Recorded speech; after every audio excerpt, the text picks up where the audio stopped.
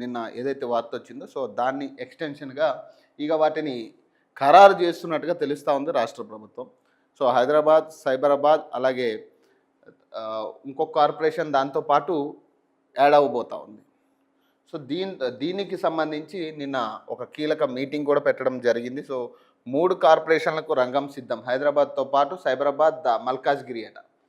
150 డివిజన్లతో greater Hyderabad corporation, 76 డివిజన్లతో సైబరాబాద్, 74 డివిజన్లతో మల్కాజ్గిరి మున్సిపల్ కార్పొరేషన్ల ఏర్పాటు. 2న శాసనసభలో ప్రకటించనున్న ప్రభుత్వం. విభజన ప్రక్రియ పూర్తి. సర్కారు వద్ద నివేదిక. ఫిబ్రవరి చివరి నాటికి తుది నోటిఫికేషన్. కొత్త కార్పొరేషన్కు ప్రత్యేక భవనాలు 10 ఎకరాల చొప్పున కేటాయించాలని నిర్ణయం అట. తాజాగా బదిలీ అయిన అడిషనల్ కమిషనర్లే కొత్త కార్పొరేషన్లకు భవిష్యత్ కమిషనర్లట. హైదరాబాద్ మహానగర పాలక సంస్థ విభజన ఖాయమైంది. ఔటర్ రింగ్ రోడ్ అవలి వరకు 2071 చదరపు కిలోమీటర్ల మేర విస్తరించిన గ్రేటర్ హైదరాబాద్ మున్సిపల్ కార్పొరేషన్ను 3 కార్పొరేషన్లుగా విభజించేందుకు రంగం సిద్ధమైంది.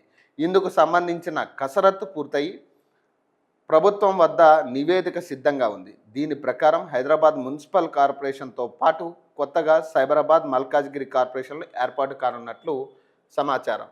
అయితే జనవరి 2న అసెంబ్లీ సమావేశాల్లో దీనిపై స్పష్టత వస్తుందని బల్దియాలోని ఉన్నత స్థాయి వర్గాలు పేర్కొన్నాయి. సికింద్రాబాద్లోని రామ్ గోపాల్ పేట మొదలుకొని శంషాబాద్ వరకు హైదరాబాద్ మున్సిపల్ కార్పొరేషన్ ఏర్పాటు చేయనున్నట్టు విశ్వసనీయ సమాచారం.